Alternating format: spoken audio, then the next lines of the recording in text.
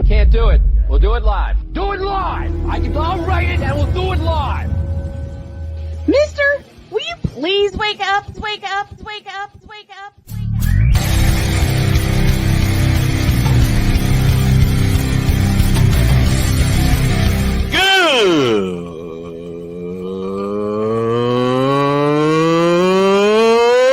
Good morning! Snowman here to all you Brock Purdy and San Francisco 49er haters. Shut up!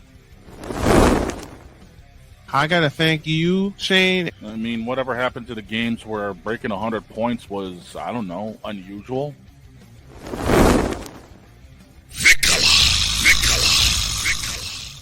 There was one word to sum up the All-Star weekend. Trays. Cause we take this job so serious. Splash Brothers, yes. Ray Allen, replace him with Steve Kerr. Reggie Miller, yeah.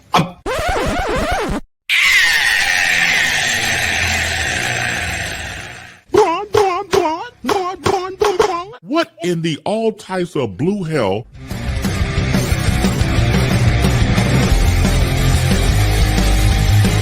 Oh, yeah!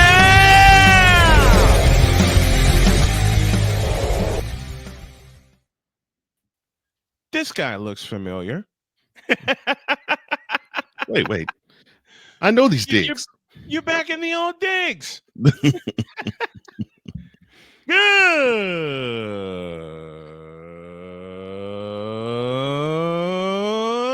morning. Welcome one and all to the fabulous, fantastic football Friday edition of Snowman in the Morning. Glad to have y'all with us. This man is Cole Johnson, the EP of the show, and he banged on the door and said, "Hey, let me in here for a few minutes." So he's in here. How have you been, my friend? Great to have you back. Busy but good. It's just been a hectic time, but still, I got a smile on my face, song on my heart. Everything is good, and Good. it just looks like things away from sports is similar to the way things are in sports. Drama-filled stuff. Ugh, goodness. You ain't got to tell me twice. Yeah. I mean, I wasn't even on the air. I wasn't even on the air Wednesday, and the drama went from here to here. Mm-hmm. and you know this. We've been hanging out for many years. When your wife comes to you with a sports note from a sport that she doesn't even follow anymore. Those are very interesting conversations. At least your wife follows some sports. When your wife follows none and she comes with that same thing, it's funny. Like, oh Lord, this is something to the point where the missus that really could care less about a first down, a home run, a slam dunk, Yep. or any of the above. or a face off. It's just like, oh, okay, this is important to you. Oh, got you. If it's important to her, then you must pay attention. Because you know my wife, she'll crawl behind here and peek in when we're talking about a sport totally different and say Indianapolis Colts, which became one of our running jokes of the household anyway. That's one of the rules in the house. But there was something I was supposed to do on Wednesday and didn't get a chance to do because my body went pooh, and my brain did the same thing. And boy. You being in media for as long as you have those days when you wake up and you're in your routine and you're like, okay, I know what I have to do. And as soon as you sit down, everything shuts down. Those days suck. And yes, I've had a few of those. Those days suck. Especially recently. And we're only in January. I know. We're only barely just got to the first month of 2025. Yeah. Right. First month of 2025 and you're going through stuff like that. It's crazy. Yeah. But there is a piece of business I didn't get a chance to handle, which requires me mentioning that there was a point that my wife brought up to me. It concerns this. In a world where partial greatness is celebrated and total greatness is shunned, there stands to be a figure on the lips of those who love him and those who hate him. The inane comparisons to Michael Jordan and Kobe Bryant continue and has existed since 2003. There is no end in sight, for the battle between those who unconditionally love and unconditionally hate him wages on. These are their stories. Welcome to the Bronsexual Confessions. We had a chance to talk on the phone, and you said when you created this segment some 5 years ago that you expected it. You flat out said and capitalized the word expected it to have a finite finish. Not a chance.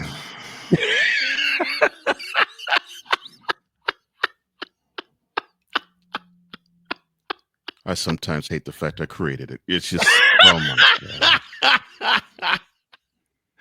Now, let me start here. There's a picture on this monitor here to my left. Okay. On the top part has Steph, KD, and you know who. Oh, how wonderful. Yeah, Photoshop is something else, isn't it? Yes, it is. Yes, it is. And on the bottom is a true picture of Larry Bird, Magic Johnson, and Michael Jordan. Okay. I thought we would never get to it. Comment reads, Quote. Trust me, Team LeBron easily sweeps Team Jordan. Close quote. Let me read that again for those of you in the cheap seats at the old Summit in Houston. Oh, Lord. The comment by Josh Singe, pronounced Sing correctly, Right. reads, Quote. Trust me, Team LeBron easily sweeps, with the words easily sweeps in capital letters, Team Jordan. Close quote. Okay. I will begin with a very eloquent question to Josh Singh. What would that eloquent question be? Are you out of your rabbit-ass rat-picking mind? That would make Stephen Hawking proud.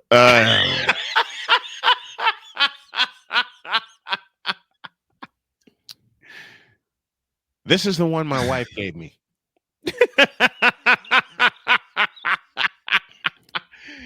Dr. K gave this one to me. No, I'm not going to undersell the fact that LeBron and Steph and KD aren't elite players. They are. And I know my partner isn't either. We saw it in the Olympics. Right. All right. Yeah. Yeah. They all teamed together and won gold 6 months ago. So 5 months ago, almost 6. Mm-hmm. So, all right, they are an elite threesome. However, when you're dealing with the greatest point guard of all time, the greatest shooting guard of all time, the greatest small forward of all time, yes, Larry Bird. Yes, Larry Bird, not LeBron James, is the greatest small forward of all time. I agree. Debate your mama. You get no argument. We've watched it growing up. You get no argument from me. None. And folks, remember, this is coming from a fellow who has been one of my best friends for over a decade, whose favorite player is Akeem Olajuwon. Exactly. And no shade, I love Akeem Olajuwon. I've loved him since his days at U of H. Yeah. to say easily sweeps, it is an insult to those three Hall of Famers because, for the exception of Steph, Mm-hmm. Jordan, Bird, and Magic all had an impact on how the league is today. If you don't believe me, all you have to do is look at, oh, I don't know, a game in 1978 where the flow was, they would say, playground. They would say it would be, blacktop-ish.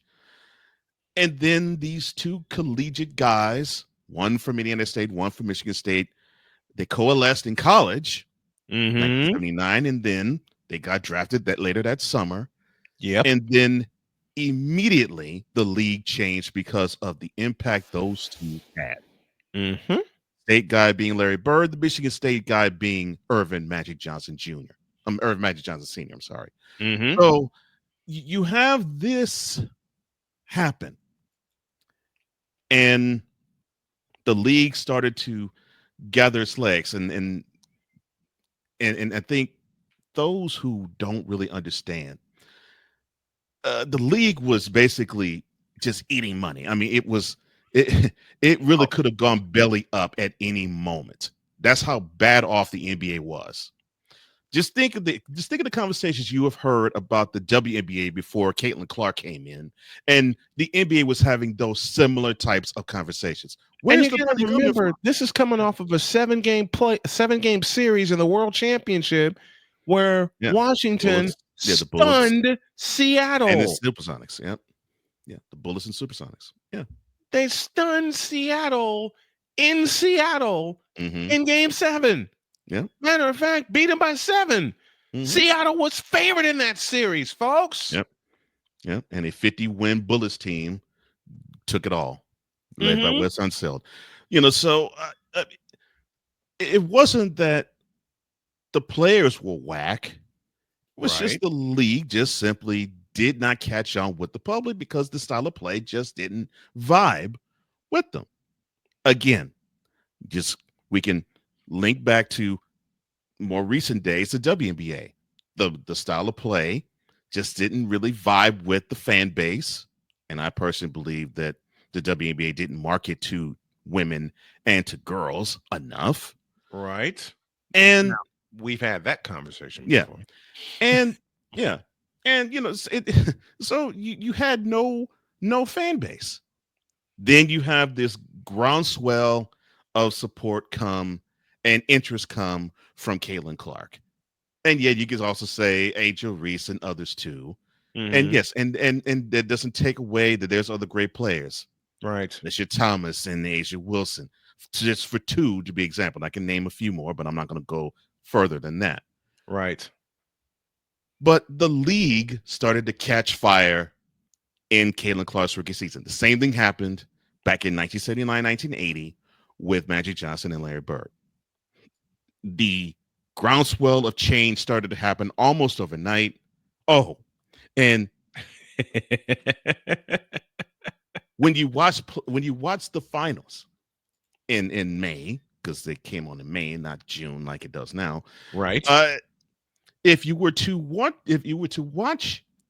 be sitting in front of the TV set and you would turn on CBS that they was carrying it, you would see it at about 8 p.m. because that normally when the finals game tips off. Yep. You would be watching an episode of MASH. You would not be watching the NBA Finals because you'd have to wait till 11:30, which for the Eastern time zone, that is when the local news goes off, and then you could catch the finals. That's right, ladies and gentlemen. The NBA Finals was tape delayed. The finals, not just the playoffs, and not just a big-time regular season game. The finals were tape delayed for many, many years. Yep. And for the first three, it was that way for Magic Johnson and Larry Bird. Mm-hmm. And then when CBS got together with the NBA, they said, yeah, I think what we should do is I think there's interest with that Lakers team. There's interest with that Celtics team.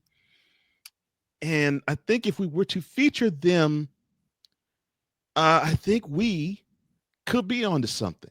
And of course, the hope that CBS had was when it came time for 1983 that it would be a Celtics Lakers finals. Didn't happen. One team made it, the other team did not. Yep.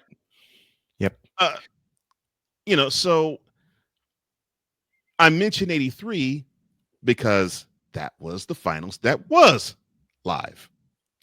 And it was that because of the interest that Larry Bird and having Celtics games at noon on Sunday and Magic Johnson with the Lakers games being on at 2:30 p.m.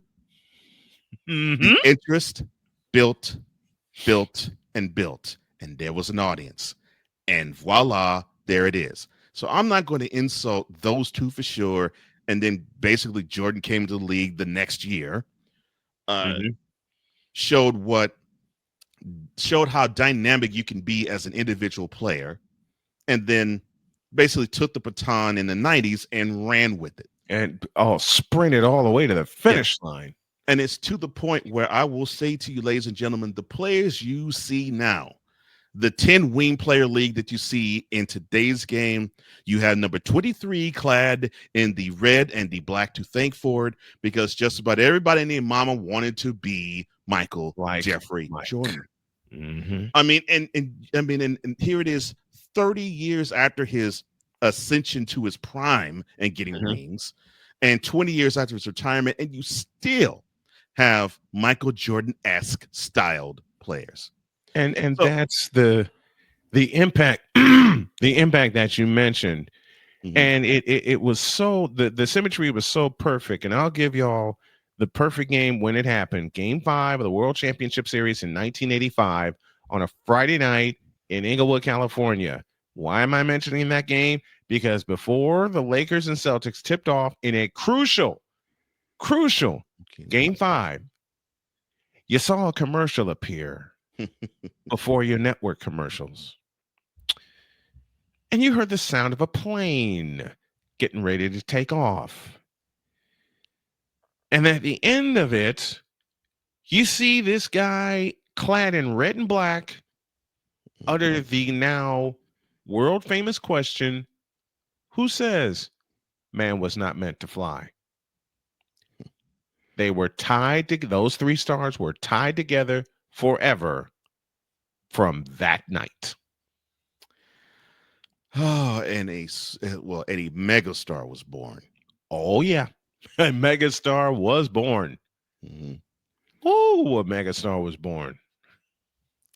So I'm not going to sit here and say, oh yeah, KD, Steph, and LeBron. Yes, great players in their own right. Yep. That they could easily sweep those three? No. Not a chance.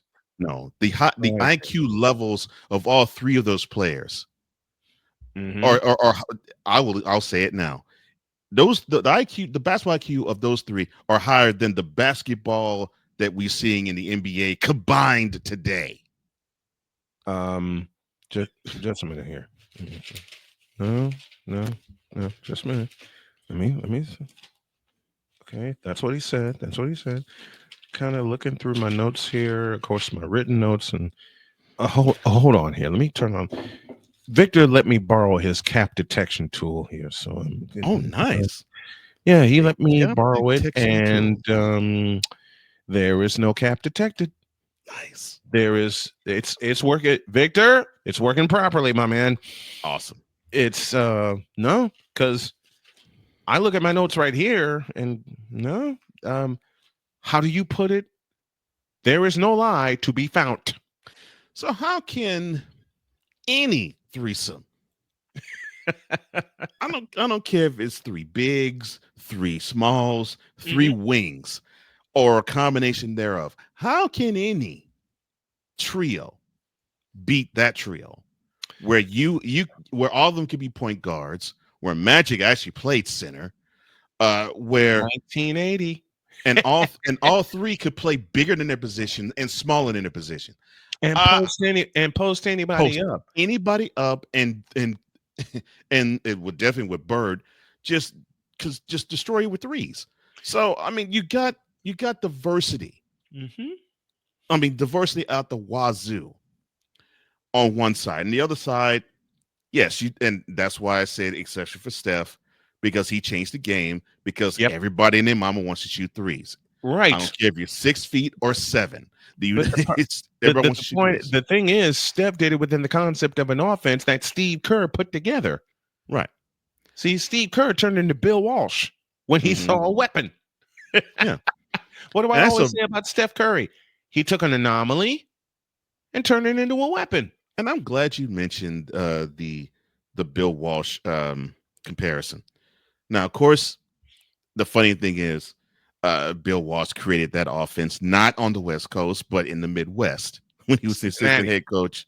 Right. For Cincinnati. When he was assistant head coach under Paul Brown in Cincinnati. Mm-hmm. And it was basically to cover up deficiencies in the quarterback. You saw that the quarterbacks didn't have the lively, huge, big arm. Mm-hmm. So it's like, okay, well, we'll devise a I call it a running game styled offense where we will use the passing game as a glorified running game. Yeah. And we'll design plays where we will get the wide receiver or tight end room to get yards after he catches the ball. Little did Mr. Walsh know that he would go onto the West Coast and find a QB that can do just about everything you ask in Joe Montana, and he could throw any slant, he could throw any dig, he could throw any out, and he can definitely throw the deep ball. And that guy would be number 16, Joe Montana. But of course, we're not talking football. We're talking basketball. The reason why I said I'm glad that you mentioned that parallel is we saw how the West Coast offense was supposed to run in the 1980s. Yes. And we both witnessed starting in the 1990s, the copycats of it all. Oh my Lord. And you saw offenses to varying degrees of success do the offense justice. Very rarely, I'd probably say Mike Holmgren with the Packers is probably the closest example of the offense running the way it's supposed to run, and it wasn't a 49er, but that's easy for that. It's easy for that to happen. He was one of the offensive coordinators. He was the OC for San Francisco during the 1980s. So in the 80s, he knew how the offense was supposed to run. He knew all of the intricacies of it. He studied under Bill Walsh. He even did a couple plays. And so, yeah, that and probably Andy Reid as well, because he studied under the feet of Mike Holmgren, and now he's with the Chiefs. Those are only two examples I could say, all right, they run the West Coast offense the way the 49ers ran it to that degree of success. Now, the parallel with that to the NBA. Now, you see Steve Curry devise an offense where he, I think, saw what the former coach of the time and Mark Jackson saw with Klay Thompson and Steph Curry hitting threes like it was going out of style, to the point where he actually said that, oh, this is the best backcourt in the history of the game. And he said that back in 2013. He did. So he didn't see it through, unfortunately. He got fired the very next year for personal reasons. Many, many reasons. All personal. Right. Enter Steve Kerr. He sees this dynamic. And he definitely sees this dynamic with Steph. And he plays into it. And it was sort of like the dance of, all right, I want to see what this number 30 can do. And he witnessed, oh, this guy has a range. And this range is sick. It's not 25 feet. It's not 40 feet. It's not 50 feet. It's he can hit a three from just about anywhere. And the beauty of it is he can cross half court and you have to guard him. You have to. Even now, 36, almost 37 years of age, you'd have to guard him as soon as he crosses half court. And you can't mess up and leave him open. And the proliferation of and the proficiency and the efficiency of the fact that Curry could hit those threes the way he did was the envy of everybody, including Kevin Durant and LeBron James. And the angles that he could hit those threes, Mhm. which matches some of the angles Larry, Magic, and Michael would hit their shots within the 3-point line. Mhm. Because And Michael could take a jumper from 19 feet with his left hand, saw him do it live, Mhm. and nail it. Oh, I'm glad you mentioned that. Bronsexuals.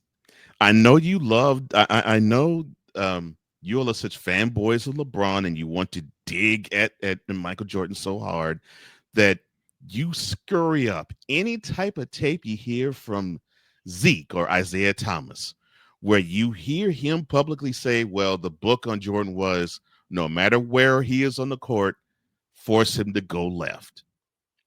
Well, you have him and Chuck Daly and that wonderful Piston squad to thank because Mhm. Jordan was so stubborn. He learned how to destroy teams with his left hand With his too, left hand. and he showed no weakness whatsoever to the point where when he got to the 1991 Eastern Conference Finals after getting dogged by them in two finals before the conference finals before and the conference semifinals in 1988, Mhm. said, the league is mine now. The league is the Bulls now. I And summarily and swept them off of the Palace Auburn Hills court. and what people seem to forget, it took Phil Jackson to get into Michael's head and say, "Trust your teammates." Here's the thing. These dummies, I don't understand how it is. That's usually my line, but let's go with it. Yeah. These dummies. I mean, it's as if people when you talk in defense of Jordan, Mhm. that it's, oh well, Jordan did everything right, and well, his career from 1984 the 1985 season to 1990, it don't count because he didn't get a ring in any of those years. It started in 1991 when he got his first ring. No, it took those 6 previous years for him to learn how to actually win, because when he got to 1991, he learned that. And it took that year of 1990 for Phil Jackson to look at Michael Jordan up close, see that, yes, he had a weapon and that he could destroy everybody. And this is something that's rarely ever talked about. Jordan was so bad by himself that he by himself basically did destroy most teams Yep. in his starting in his prime. In 26, 27, he actually with his own strength knocked out most teams. It's just Here's a big difference between MJ and LeBron. I've brought this up many, many times before, and to Ray Ray's demise, he hated when I brought this up. And I talked about it just a moment ago. Getting MJ to trust his teammates. And a lot of people say, well, Michael was selfish. No, he was not selfish. He just wanted it so badly I'm about to that say he he was, thought that he had to do it by himself. yeah. It's not that he didn't want to trust his teammates. He just That's not didn't. it at all. Yeah, he felt he couldn't. He felt that he couldn't. And Now, it's understandable. I mean, because he does have a game in his NBA career in the playoffs where he scored 63 and it was an L, and he scored 49 in the game before and that also was an L. And people don't talk about that one. He scored 49 and they got blown out by 19. Right. So I mean, if you were to put forth that effort, but you get blown out the building, of course, I don't care who you are. Of course, you'd say, "Well, I have to take care of this by myself. If I have to, if of all 4 of you just basically broomsticks, fine. If I have to score all 100 points by my doggone self, I'll do it." Jordan just had that ability to where he would do anything to not lose, and if it meant he had to score 100 points at the expense of his teammates, he would do it. And the beauty was he found someone in Phil Jackson who could actually say it to him after the first year, 1990, where he learned not just him, he learned what the others can do. No, he learned, well, Yeah. John Paxson. He's not just he's not just a hey, how you doing, white guy. I mean, you can pass it to him. He can give you a couple of dimes. He can give you a couple of threes. Did you say John Paxson? John Paxson. Yes. You said John Paxson, correct? Yes, I did, sir. I have a present for you. Mm-hmm. Jim Durham, Johnny Kerr, take it away. Michael Jordan against Smith, top of the circle. Jordan on the move. Right side, Paxson. Pax punch into Cartwright against Devont. Devont blocks the shot. Now Paxson has it right corner and fires good. John Paxson sticks a dagger into the heart of the Lakers. Michael Jordan into the front court. On the drive, right of the lane, in deep. Left corner, Paxson. He comes up shooting again. Book it. Yes. John Paxson sticks another one. Pax with 14, and the Bulls have a 4-point lead. Jordan double team, right corner, he plays to Perkins. His three, rimming, no. Rebound to Scottie Pippen. Scottie dribbles out on ahead to Paxson. Pax blowing in on Magic Johnson, scoops it in. The Bulls lead by 6. John Paxson coming up with big plays for the Bulls here in the fourth. Cartwright right of the key, out to Paxson. Long jumper, head of the key. Book it. John Paxson sticks another one. Pax with 18. That's his high for the series. Is on the line. John Paxson with that wide open shot. They look for him and they find him, and Pax has delivered the mail here, Jim. Michael right of the lane. Right side Paxson. He comes up shooting. Book it. Again, Johnny. John Paxson sticks another one. You know, in the documentary The Last Dance, Phil said to MJ during a timeout, "Who's open?" He said Paxson. And Phil said, "Get him the ball." Oh, yeah. Go to those sequences right there on June 12th, 1991 should tell you how much MJ trusted his teammates and how much LeBron, even to this day in year 22, does not. Oh, and Bronsexuals. That was all in the fourth quarter in a closeout game. Yep. So in the final 3 minutes. Yeah, final 3 minutes. And Jordan hadn't won a chip yet. So you would think that he can sense, smell, taste, and feel the first championship in his professional career, that he would be so ball dominant it would be ridiculous. He wasn't. That dude was so unselfish, and that was the thing. I think that's what Phil saw in 1990. He saw. It's like it's not. It's like what you said. It's like, man, it's not that Mike is. It's not that Mike is selfish. It's just he doesn't trust his teammates. So let me get the message to him that he does trust his teammates. Well, he said that Paxson. I mean, look, you got an enforcer and you got a built-in enforcer in Horace Grant. Use him. Yep. You have wise counsel in Bill Cartwright. Use him. You got the most versatile forward of all time, Scottie Pippen. And I don't think, and I think you undersell how diverse he is. Anybody can undersell. Yeah. Anybody that even watched it, and in my case covered it beginning in 1995, can undersell how valuable Scottie Pippen is. Yeah, so much so. Yeah, so much so you don't have to carry the ball across the court all the time, and you don't have to be so dogmatic on defense. I know you're Defensive Player of the Year. Watch him on defense. I guarantee you, Phil relayed all of that to Mike in the offseason in 1990. Not after they got beat by the Pistons in the 7th game in 1990, Phil went to work. After they had time off to just breathe and decompress, Phil got to work and got in his head with all of these notes. And then I bet Phil was constantly taking notes. And I bet you the biggest challenge that he passed to Jordan was, I bet you that you could actually score less than 35 and get a chip. You score less than 35, you get a chip. You don't have to be so ball dominant. I'll give you 30. You can get 30. You score 30.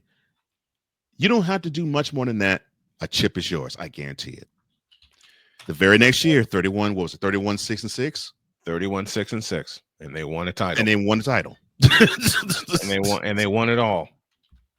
You know, so to me, you have all of these issues where the basketball IQ is too high on all levels. And on the other end, you have a guy who, like I said, he is so dynamic with threes that every NBA player and every college player and even now every high school player has patterned their game after him in chunking threes from 40 and 50 and 60 feet. The only problem is they will do it within like 8 seconds of inbounding the ball. It's like, Exactly.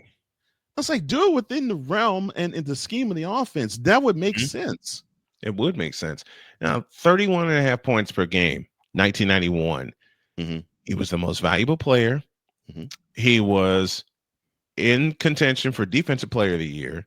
He was an All-Star, right? NBA All-First Team. You're hearing this? You're hearing this, Bronsexuals? This is just 1991. No one won the MVP that year. This is just 1991. Okay. And by the way, let me rewind back to 1988. The last year he averaged 35 points per game, and he averaged 35 on the nose in 1988. There are 4 letters here in front of me that accompany that scoring average. Why? And those 4 letters stand for something Braun will never have. Defensive Player of the Year. The year was 1988.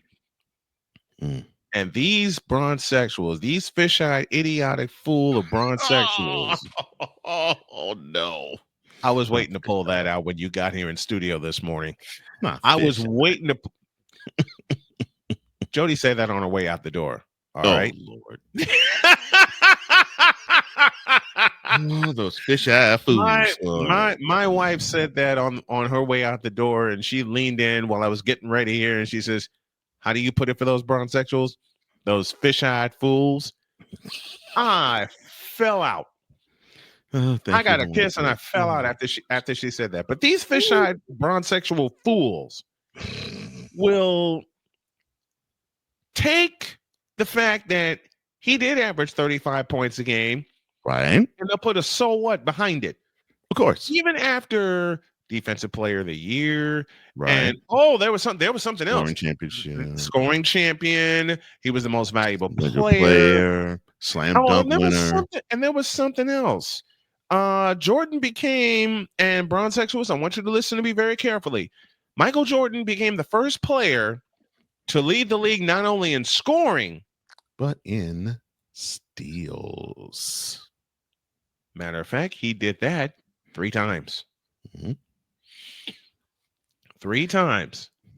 88, 90, and 93. And for the bulk of his career, he averaged 2.3 steals per game.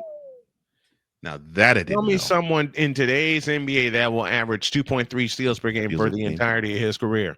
Jeez. Matter of fact, as I'm looking at this, there was not a year. He was under 2. There were a few years, 95, 96, 97, and 98, where he was under 95, 97, and 98, I beg your pardon, where he was under 2 steals per game. But the numbers speak for themselves. Yeah. And 3.2 steals per game in 1988. He was a thief. The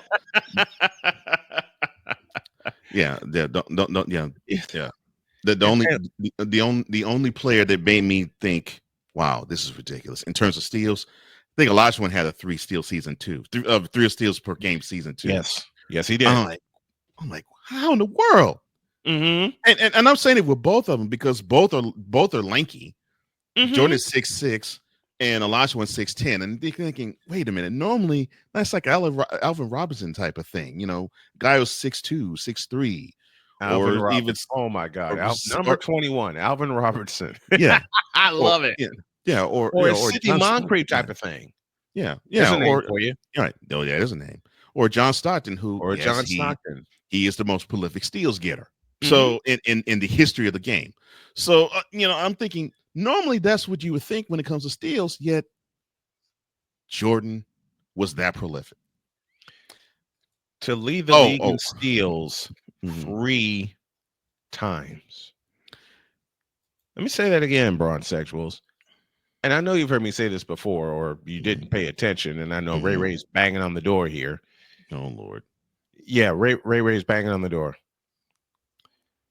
Michael Jordan became the first player in 1988, and thank you, Brent Musburger, for pointing this out. I was just so enthralled in the game.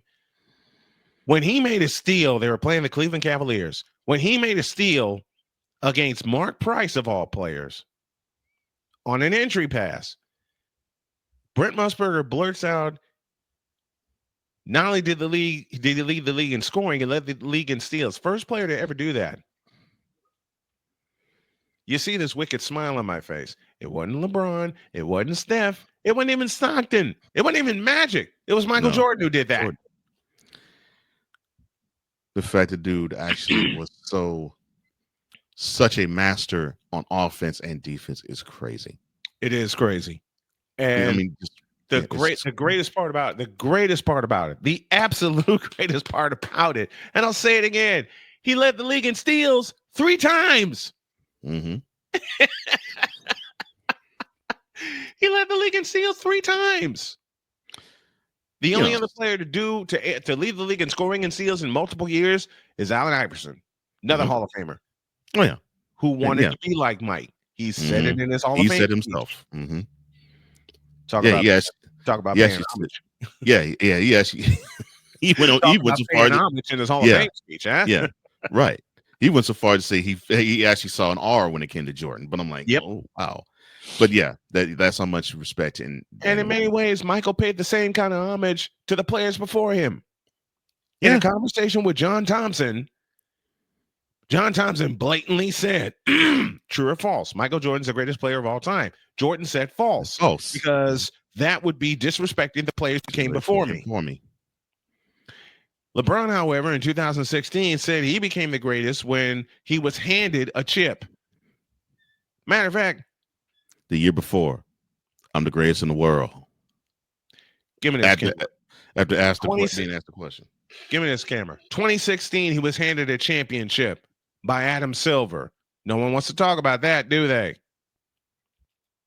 No one wants to mention that, do they? Oh, man.